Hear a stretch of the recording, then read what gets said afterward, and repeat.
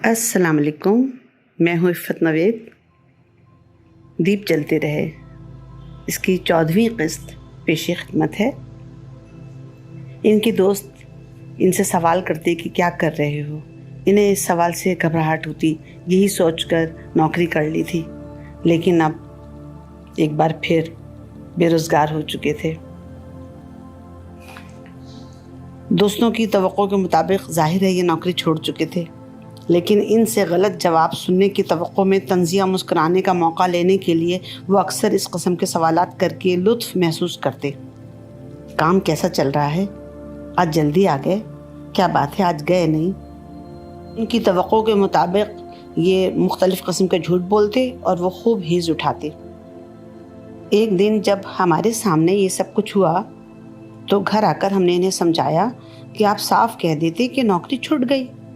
कहने लगे उनके सवालात फिर शुरू हो जाएंगे कि आजकल क्या कर रहे हो।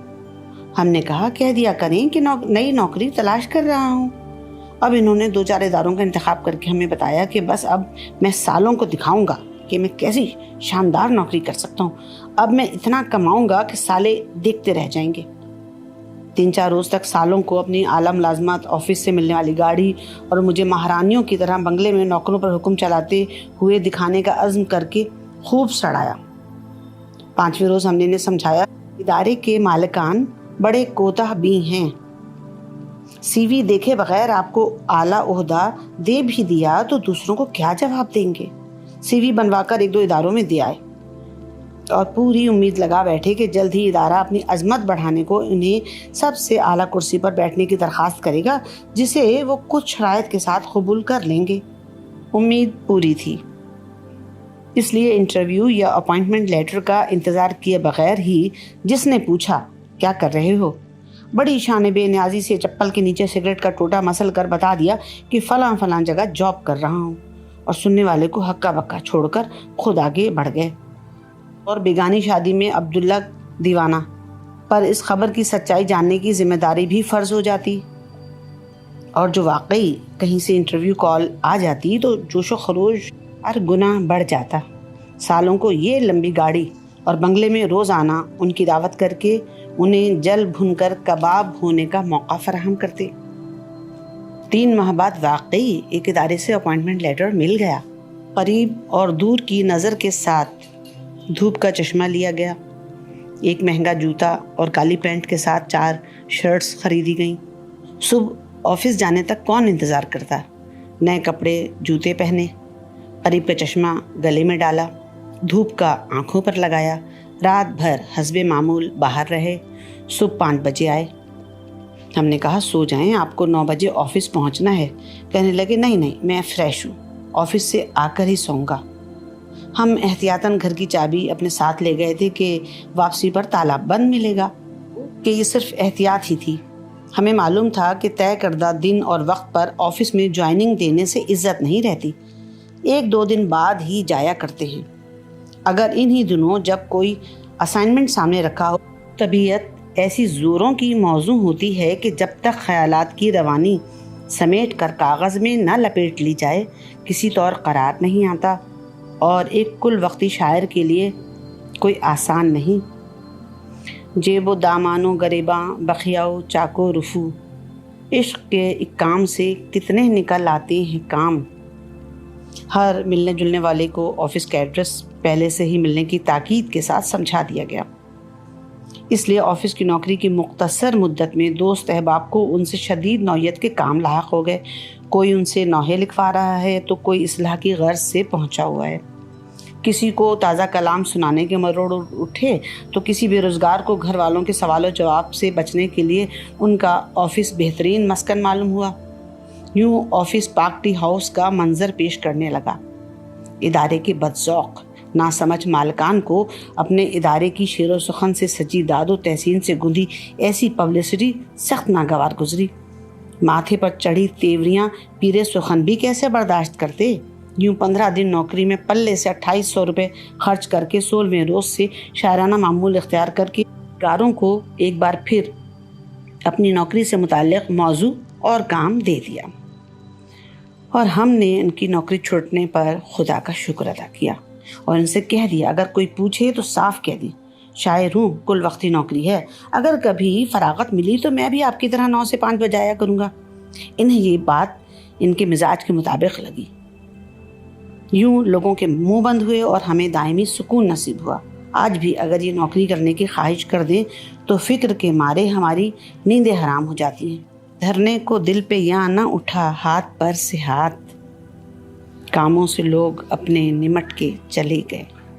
بچوں کے قد میں اضافے کے ساتھ ساتھ ان کی زبان میٹھے اور نمکین ذائقوں سے بھی واقف ہو رہی تھی۔ Chocolate, ice cream, cake, biscuit, پھل، گوشت جیسی چیزیں اس پرچون کی دکان پر نہ ملتی تھی جہاں سے صابن، دال، آٹا، چاول، گھی، پتی، چینی پاؤڈر، ملک اور دیگر اشیاء ادھار لی جاتی تھی۔ یہ ذائقہ بھی عجیب چیز ہے، منہ کو لگ جائے تو اشتہا کے ساتھ زندگی سے دلچسپی اور اس کا کام بھی بڑھ جاتا ہے۔ ذائقہ بچوں کے منہ کو لگا، فرمائش کرنے کو لب آزاد ہوئے تو ایسا لگا جیسے جنون کو سنبھال آ گیا، وحشتیں ٹھکانے لگی۔ جب تھا جنوں تو سر کو میسر تھا سنگ طفل، اب کیا کریں کہ اب نہ جنوں ہے نہ سنگ ہے۔ انچولی میں نیر ہوا کرتے تھے، اب وہ گلشن میں کہیں رہتے ہیں، پورا نام یاد نہیں۔ فلموں میں کچھ عمل دخل تھا۔ انہوں نے احمد کو اپنے ساتھ لاہور ایورنیو اسٹوڈیو چلنے کے لیے کہا کہ وہاں فلمی گیت لکھنا، پیسے ملیں گے۔ پیسوں کا آسرا ملا تو ان کے ساتھ چلنے کو تیار ہو گئے۔ گھر کے حالات ان کے سامنے تھے اور شاید ذمہ داری کا احساس بھی ہو گیا تھا۔ کہنے لگے اچھا موقع ہے، کچھ پیسے بھی ہاتھ آئیں گے اور حالات میں بہتری آ جائے گی۔ امیدی کو مگر اس نے نہ آنے دیا پاس، چاہے وحشت سے کوئی کام بنا ہو کہ نہ ہو۔ حالات میں بہتری کا خیال ہے تو نوکری کر لیں۔ ان کے نوکری کے مضر اثرات جانتے ہوئے بھی ہم نے فی الحال ان کا دھیان بٹانے کے لیے ڈرتے ڈرتے کہا، تمہیں معلوم ہے 9 سے 5 والی پابندی مجھ سے نہیں ہوتی۔ کرنے اور لاکھ سمجھانے کے باوجود ہماری آنکھیں دروازے کی جھری سے ٹکا اور کان قدموں کی آہٹ پر لگا، خود نیر کے ساتھ ہو لیے۔ کب واپسی ہوگی اس بارے میں بھی کچھ نہ بتایا۔ ہم نے پڑوس میں جا کر ان سے ان کا نمبر لیا تاکہ وقتاً فوقتاً یہ ہمیں اپنی خیریت سے مطلع کرتے رہیں۔ 15 دن گزر گئے۔ ایک روز پڑوسن کے میاں نے دروازہ بجایا، انتہائی ناگوار چہرے سے کہا کہ ہم ان کے گھر جا کر فون سن لیں۔ احمد کا فون تھا۔ کہا ایک فلم کے گانے لکھ کر دیے ہیں، لیکن ابھی اتنے پیسے بھی نہیں ہو پائے کہ واپسی کا ٹکٹ ہو سکے، شاید 15 دن اور لگیں۔ تم فلاں صاحب سے 1000 روپے لے آؤ، میں نے انہیں فون کر دیا ہے۔ انہوں نے ایک مشہور شاعر جو اب مرحوم ہیں، وہ فلمی گیت بھی لکھا کرتے تھے، ان کا نام لیا۔ کیا آپ نے انہیں قرض دیا تھا؟ ان سے ہم کیوں لیں؟ ان سے بھیک مانگتے ہمیں اچھا نہیں لگے گا۔ کہنے لگے تم نے منع کیا تھا، اس لیے میں نے اپنے نام سے گانے نہیں لکھے، ان کی اجازت سے انہی کے نام سے لکھے ہیں۔ آدھے پیسے انہیں ان کے کمیشن کے ان کے اکاؤنٹ میں ڈائریکٹر نے ٹرانسفر کر دیے ہیں، مجھے ہفتہ 10 دن میں پیسے دے دے گا۔ تو آپ نے ان کا نام کیوں استعمال کیا؟ کسی بھی نام سے لکھ لیتے۔ فلم ڈائریکٹر کا کہنا ہے، انہوں نے بتایا، کہ مشہور شاعر کا نام ہو تو گانا اور فلم زیادہ مشہور ہوتی ہے۔ اچھا تو چھوڑیں، آپ اپنے نام سے ہی لکھ لیں۔ وہ تو میں نے آپ کو اس لیے منع کیا تھا کہ آپ نے بہت ہی بیہودہ گانا لکھا تھا۔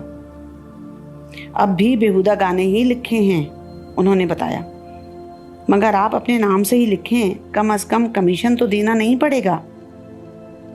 اب کے زلف میں جو پیچ پڑا تھا اسے سنوارنے کے لیے ہم نے بھی شرفا کی تقلید میں مردار حلال کرنے کے لیے تعویل گڑھ لی تھی۔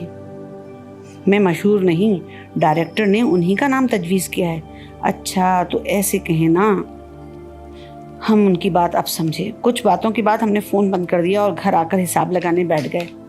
8 گانوں کے 4000 روپے، 2000 مشہور شاعر کے اور 2000 ہمارے حصے میں آئیں گے۔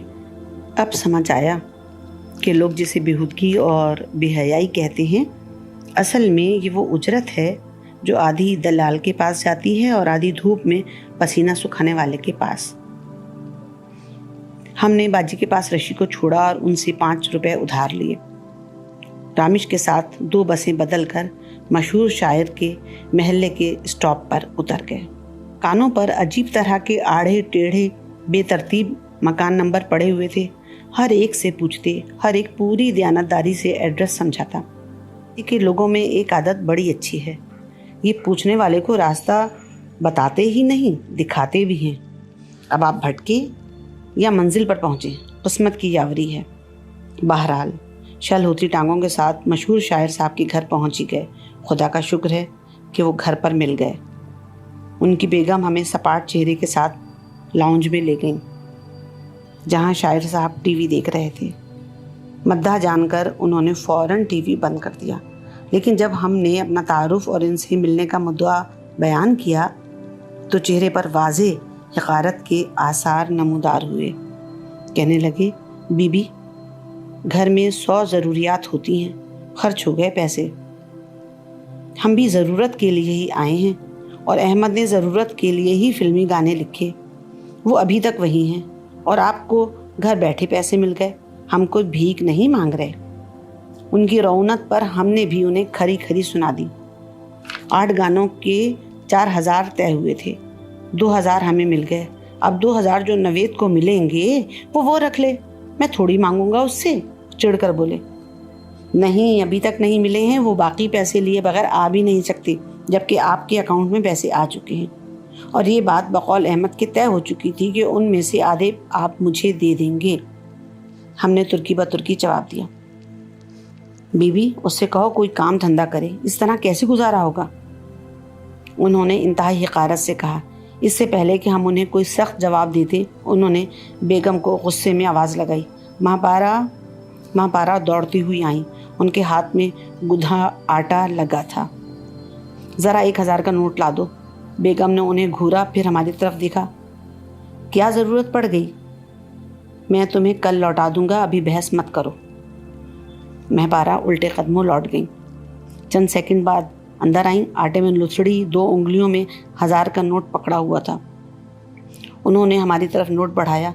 इससे पहले कि हम नोट पकड़ते, उन्होंने अपनी उंगलियां ढीली छोड़ दी। नोट के साथ हमारी आंखें भी ज़मीन पर रक़्स करने लगीं और मोहतरमा पर्दा उठाकर वापस चली गईं।